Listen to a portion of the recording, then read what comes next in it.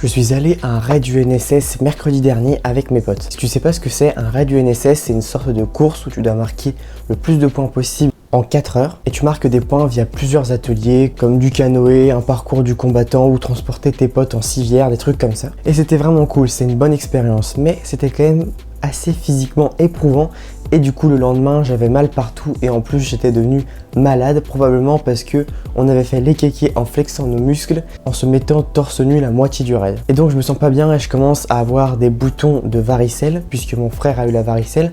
Alors j'ai déjà eu en maternelle mais je sais pas, c'est un truc bizarre, j'ai une sorte de semi-varicelle. Et du coup je skip la salle parce que je me sens vraiment pas bien et je pense que j'ai bien fait de la skipper vu que après en rentrant j'ai eu une grosse poussée de fièvre et c'était vraiment pas très agréable. Du coup je vais pas en cours vendredi, donc je décide de me reposer, je fais rien de la journée.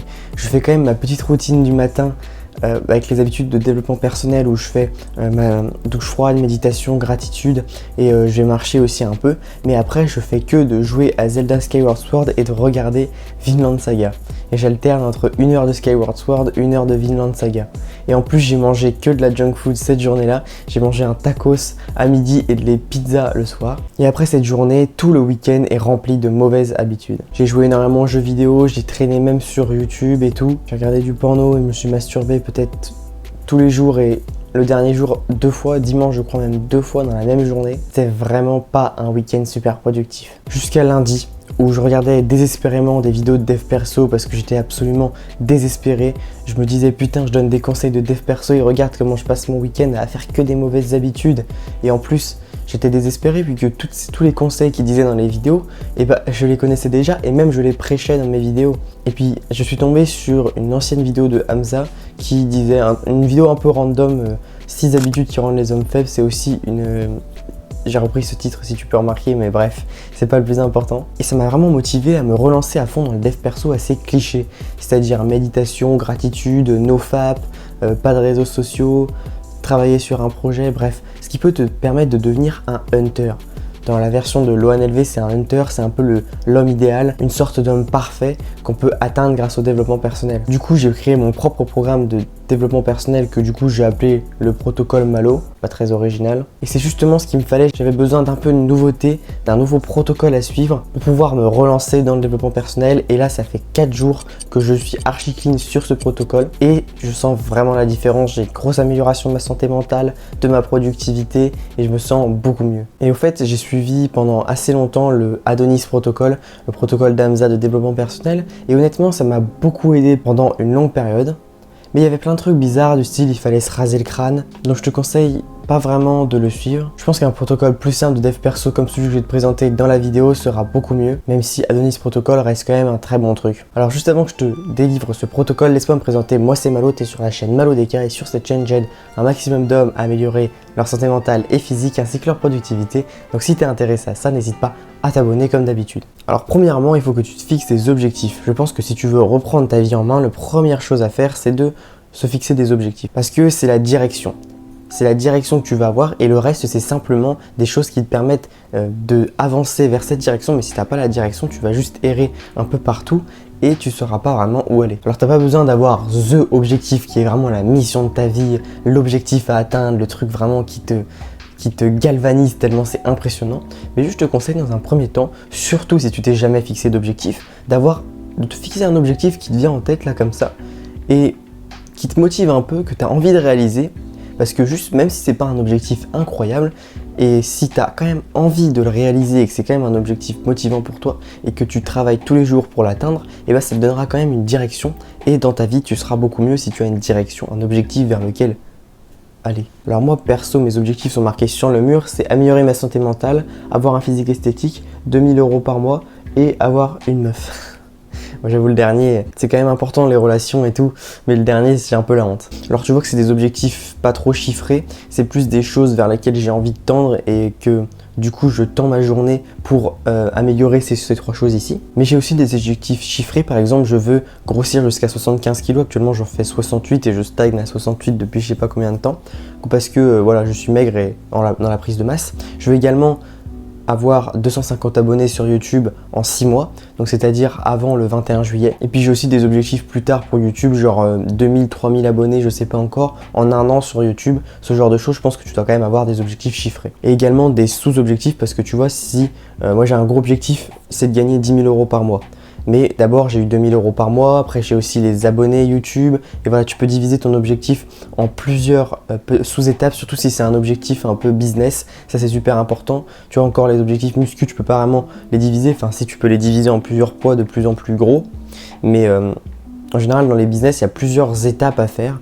Et c'est bien de diviser tes objectifs en plein de sous-objectifs. Et aussi ce que tu peux faire, c'est te donner des objectifs qui vont aider les autres, parce que ça te motivera beaucoup plus à vouloir les atteindre si c'est des objectifs qui vont contribuer aux autres. Typiquement, ma chaîne YouTube, je sais que ça va aider un maximum d'hommes, et d'ailleurs ça me fait extrêmement plaisir puisque hier j'ai un pote au lycée qui est venu me voir et me dire ouais, ta vidéo hier sur le travail, sur l'efficacité, ça m'a beaucoup aidé, j'avais pas envie de travailler et puis je me suis mis au travail et ça marche vraiment, ton truc de méditation là, ça marche vraiment et ça me fait vraiment plaisir. Donc donne-toi des objectifs qui aident les autres, et puis une fois que tu as tes objectifs, écris-les sur un bout de papier et fais comme moi, cale-les sur les murs, comme ça tu pourras tout le temps les regarder et tout le temps t'en souvenir et être obsédé par ça, parce que tu as besoin d'être obsédé par quelque chose. Là actuellement tu es peut-être obsédé par les mauvaises habitudes, et bien essayer de t'obséder par tes objectifs de telle sorte que du coup tu ne penseras même plus aux mauvaises habitudes. Alors ensuite, en deuxième partie, les bonnes habitudes, c'est ce qui va vraiment te réussir à te conduire vers tes objectifs. Alors personnellement j'en ai pris 9, tu peux en mettre moins, je vais te dire juste à la fin de cette section lesquelles sont les principales, mais je te conseille quand même de faire ces 9 là vu qu'elles sont vraiment importantes pour moi. Alors je vais aller très rapidement sur ces 9 habitudes parce que je sais que sinon ça prendrait une vidéo entière pour tous les expliquer en détail. Du coup je vais aller très vite et je vais te renvoyer à des vidéos que j'ai fait où j'expliquais tout ça. Alors déjà, méditation, douche froide, gratitude, ça c'est la routine du matin classique, et je vais pas expliquer dans cette vidéo comment les faire et pourquoi c'est bien. Je te renvoie à cette vidéo là qui est une vidéo sur la routine du matin où j'explique ces 3 habitudes en détail. Bon, en gros je vais quand même expliquer vite fait les avantages. Douche froide, ça te fait énormément de bien sur le moment. Méditation, ça améliore ta santé mentale, ton attention, et gratitude, ça te rend juste beaucoup plus heureux. Et n'hésite pas à aller voir la vidéo juste après pour expliquer un peu tout ça. Ensuite, la deuxième habitude, c'est la marche matinale. Alors moi je trouve, c'est pas la plus importante, mais je trouve qu'elle me donne extrêmement du bien, parce que quand tu te lèves le matin et que tu vas marcher juste après t'être réveillé, et bah déjà ça te réveille, et puis en plus tu prends la lumière du soleil du matin qui est très saine pour te réveiller, et puis dans tous les cas je me sens vraiment bien en marchant le matin. C'est vraiment un bon mood et je te conseille vraiment de faire ça, ça met de bonne humeur. Ensuite, une séance de deep work minimum par jour sur un projet. Alors tu peux aussi faire une séance de deep work sur le lycée, mais je pense qu'avoir un projet c'est très bien, puisque ça rend ta vie un peu plus intéressante et un peu plus épanouissante si tu as un projet à côté, plutôt que si tu fais comme tout le monde à juste aller au lycée. Mais voilà, il n'y a pas de souci si tu as un gros objectif d'études, que tu veux être médecin, que tu veux être ingénieur, que tu veux être, je sais pas, architecte, forcément tu vas te concentrer à fond sur tes études si vraiment ça t'intéresse. Mais tu peux également avoir un projet, voilà, bref, le plus important c'est de faire une séance de deep work, c'est-à-dire une séance de travail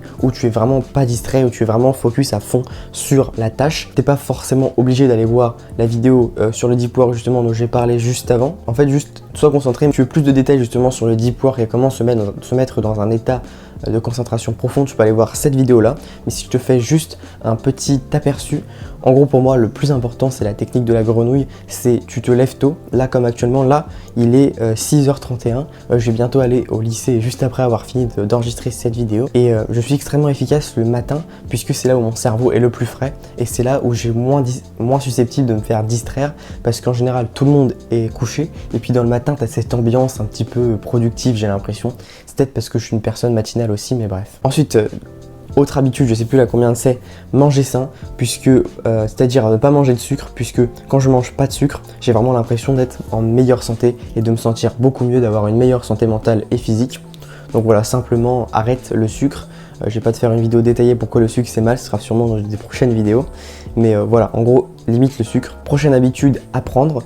Alors apprendre c'est vraiment incroyable comme habitude, puisque pour moi c'est vraiment le développement personnel pur, parce que imagine tu apprends une nouvelle chose chaque jour jusqu'à la fin de ta vie.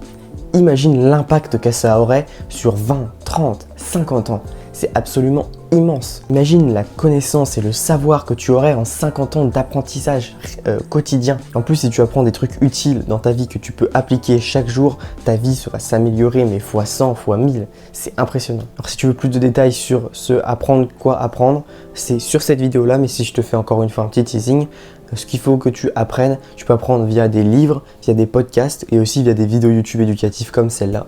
Pour moi, c'est les principaux moyens d'apprendre. Après, sûrement, tu peux avoir des autres moyens, mais c'est les principaux moyens. Et finalement, il faut aussi que tu améliores tes compétences sociales. Alors pour ça, c'est très simple, tu achètes le livre « Comment se faire des amis » qui est juste là, mais je ne pourrais pas l'atteindre vu que je suis branché à mon micro, mais il est pas loin.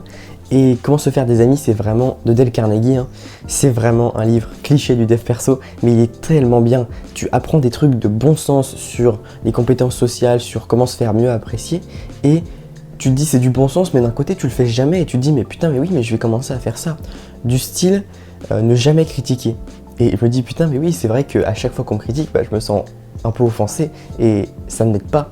Et pareil, complimenter honnêtement quand tu vois quelque chose de bien fait, c'est vrai que ça fait extrêmement plaisir. C'est des évidences du bon sens. Mais si tu lis ce livre tous les jours, c'est ce que je fais maintenant, et que tu essaies de l'appliquer, tu appliques aussi les petits conseils qui te disent pour en tirer le bienfait maximum de ce livre. Donc c'est-à-dire que tu lis 2 fois les chapitres, tu soulignes un peu partout les idées importantes, tu fais tous ces trucs-là, et tu essaies d'appliquer le plus possible dans ta vie. Et tes relations vont vraiment s'améliorer et les gens vont plus t'apprécier, et ça c'est garanti. Alors du coup, les habitudes principales que tu peux faire, que vraiment je te conseille, si tu veux pas faire les 9, tu veux être plus efficace et te concentrer sur moins d'habitudes, moi je pense que ce serait méditation, gratitude, sport, vraiment les principales, et entre principales et pas principales, apprendre. Parce que c'est vraiment une bonne habitude à prendre. Donc je te conseille méditation, gratitude, sport, apprendre. C'est vraiment les habitudes de dev perso classiques que tu peux faire, mais encore une fois, les autres que j'ai fait sont également très importantes. Et du coup, comment tu fais pour faire ces habitudes-là?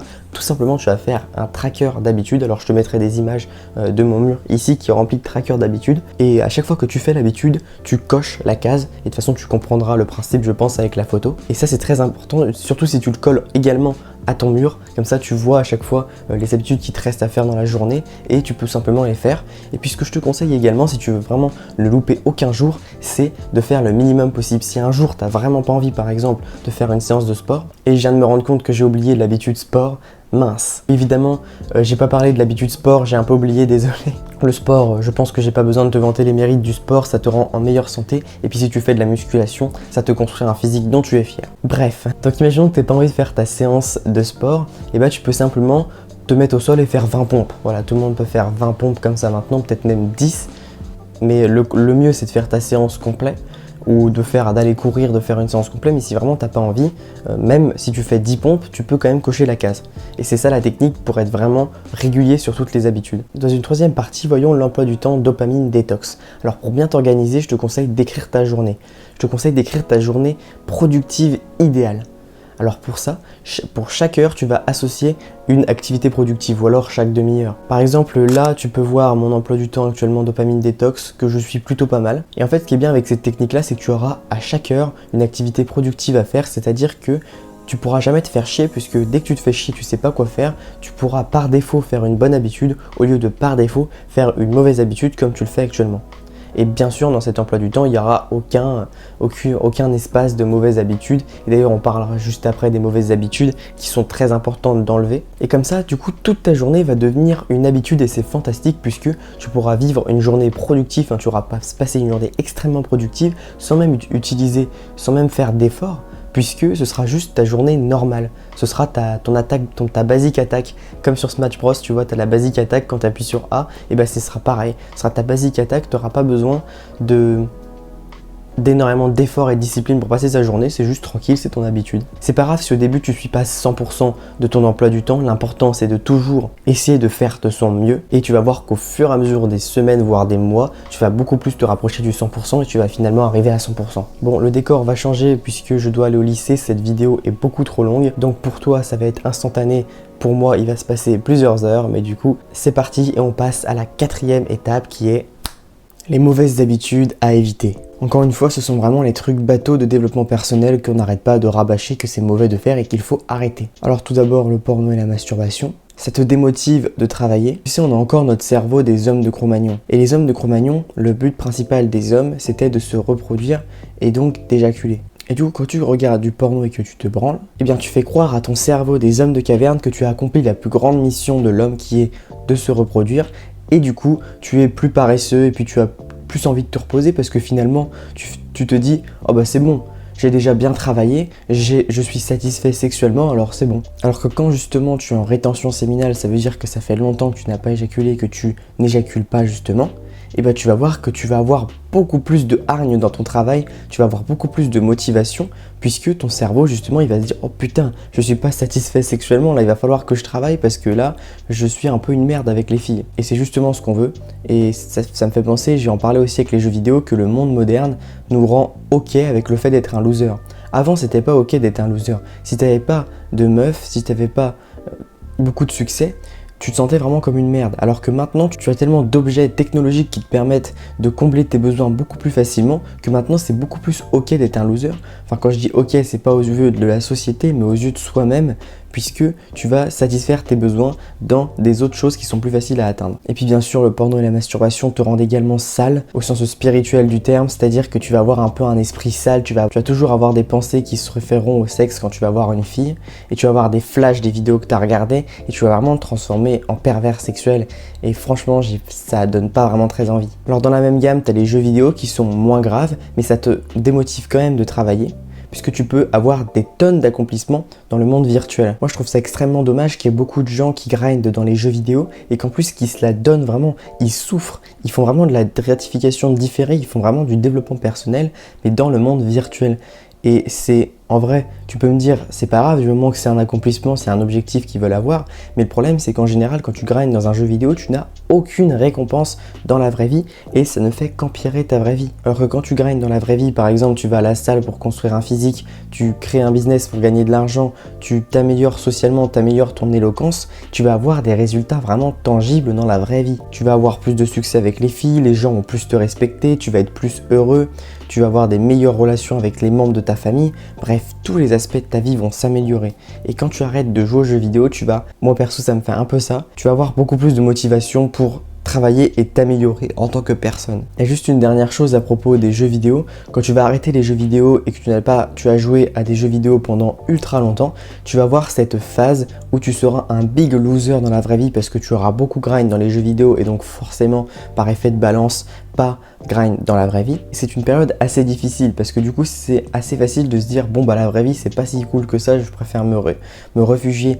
dans le monde virtuel. Mais justement non, il faut que tu affrontes cette période où vraiment t'es lâché tout nu dans la nature, tu vois. Fixe-toi des objectifs dans la vraie vie, commence à grind et tu vas voir que cette période au bout d'un moment, tu vas être comme dans les jeux vidéo, mais dans la vraie vie, tu vas aimer grind dans la vraie vie et tu vas être beaucoup plus à l'aise, tu vas être autant à l'aise dans la vraie vie, voire plus à l'aise dans la vraie vie que dans le monde virtuel. Alors aussi, il faut que tu arrêtes les réseaux sociaux parce que les réseaux sociaux sont la pire habitude pour la santé mentale. Déjà, ça flingue ta capacité d'attention, comme on a vu, parce que tu reçois un nouveau contenu tous les 5, 10, 15 secondes. En plus, tu vois la vie de rêve des influenceurs et du coup, ça peut te déprimer également. Et en plus, le truc, c'est que ça te rend vraiment addict et tu peux même plus profiter des moments où tu te fais chier. Quand tu te fais chier, tu sors direct ton téléphone et tu vas scroller sur Instagram ou tu vas jouer à Brawl Stars. Moi, je pense vraiment que quand tu te fais chier, tu devrais vraiment ressentir l'ennui et juste s'ennuyer et profiter du moment où tu patientes juste et tu n'as pas besoin de te distraire. Et ce sera beaucoup mieux pour ta santé mentale si tu as plein de moments dans ta journée où juste tu t'ennuies un peu, tu sais pas trop et tu réfléchis. Et c'est dans ces moments-là aussi où tu peux permettre à ton cerveau de bien réfléchir, de bien fonctionner et donc d'avoir des super réalisations à propos de ta vie. Également, ce que je veux arrêter, c'est les films et les séries, même si c'est le moins pire de la liste, mais c'est quand même une énorme perte de temps. Si tu binge-watch comme on dit, une série ou un animé, tu perds énormément de temps. Moi notamment, pendant ma période de 3e je crois, j'ai binge-watché One Piece. Je passais 2-3 heures par jour à regarder One Piece, je regardais 10-15 épisodes par jour. Et je me rendais pas compte à quel point je perdais du temps, mais en même temps j'avais pas grand chose à faire de ma vie. J'ai commencé à regarder je crois pendant le confinement, mais j'étais en 4e, mais bref, c'est pas important. Et ouais, c'est quand même une énorme perte de temps, mais pour moi ça compte pas quand tu vas regarder un film en famille, avec tes parents et tout, puisque ça quand même c'est un moment convivial, et donc pour moi je le compte pas. Par exemple hier j'ai regardé un film avec mes parents hier soir, et j'ai pas compter comme si j'avais regardé un film, donc j'ai quand même coché ma petite case comme quoi je n'ai pas regardé de film et de série sur le tracker de mauvaises habitudes que on va parler dans un instant. Et puis finalement, la junk food et le sucre, bon, on en a déjà parlé, en ayant une bonne alimentation, c'est vrai que ça fait un peu doublon, c'est bonnes habitudes et mauvaises habitudes, mais bon, juste ne mange pas de junk food et ne mange pas de sucre. Alors de la même manière que pour les bonnes habitudes, je viens d'en parler justement, tu peux faire un tracker de mauvaises habitudes comme je te montre à l'écran, où en fait dès que tu as une journée clean où tu n'as pas fait cette mauvaise habitude, eh bien tu vas juste cocher la case. Comme ça tu pourras voir les mauvaises habitudes dans lesquelles tu es le plus addict, tu as le plus de mal à te débarrasser, et puis du coup centrer tes efforts sur ça, regarder des vidéos, se former pour détruire cette addiction. Alors la dernière partie que j'aimerais parler avec toi, c'est que faire en cas de rechute. La rechute va forcément arriver, mais c'est pas très grave. Par exemple, hier soir, j'ai eu une petite rechute où, pas vraiment une grosse rechute, mais une petite rechute où juste j'ai cassé le nofap et j'ai bu du coca et j'ai mangé de la pizza. Et j'ai également mangé du chocolat. Donc voilà, j'ai cassé l'habitude de masturbation et de porno. Enfin, j'ai pas regardé de porno, juste masturbation, mais je compte quand même ça comme casser l'habitude. Donc j'ai pas coché cette case de nofap.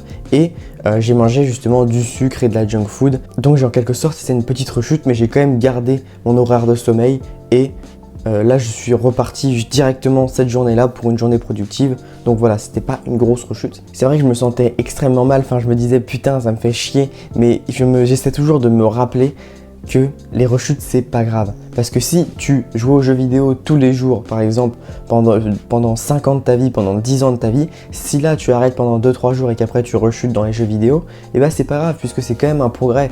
T'as arrêté pendant 2-3 jours alors que tu le faisais tous les jours. Et le but c'est de toujours être dur avec soi-même, de dire non, j'arrête totalement, mais juste avoir un mindset positif à propos de la rechute. C'est vraiment l'intention qui compte. C'est le truc qu'on dit quand on a un mauvais cadeau, l'intention qui compte, mais ça compte, c'est vraiment vrai dans ce que je suis en train de parler. Du moment que tu as l'intention de vouloir arrêter une mauvaise habitude, tu vas forcément finir par l'arrêter. Que à chaque fois que tu vas rechuter, tu vas réessayer, tu rechutes, tu réessaies, tu rechutes, tu réessaies, et si tu répète ça jusqu'à la fin de ta vie, forcément il y a un moment tu vas arrêter l'habitude. N'utilise quand même pas cette règle pour te dire oh bah tu sais, je peux rechuter dans les jeux vidéo, il a dit que c'était pas grave. Bon là j'ai fait une journée sans jeux vidéo, bon allez je peux faire un petit peu de jeux vidéo. Non, j'ai fait cette erreur aussi pendant longtemps, c'est que j'ai trop utilisé cette règle, j'ai un peu trop utilisé cette règle et du coup j'ai fait moins de progrès. Je pense vraiment que tu dois utiliser le maximum de ton potentiel et dès que tu as une envie, tu te dis non, non, non, je suis ce programme, je suis ce protocole, non, non, non. Moi par exemple, hier soir, j'ai vraiment lutté avec mes esprits, j'ai finalement lâché, mais c'était pas une décision que j'ai fait, bon bah allez, une rechute, c'est pas grave. Non, c'était vraiment non, je ne veux pas, putain, et là, allez, je fais quand même. Je sais pas si tu vois ce que je veux dire, mais tu dois vraiment aller au plus de ton potentiel de volonté. Il faut vraiment que tu utilises ta volonté à fond et de cocher le plus de cases possible, mais juste vraiment avec un mindset cool en cas de rechute.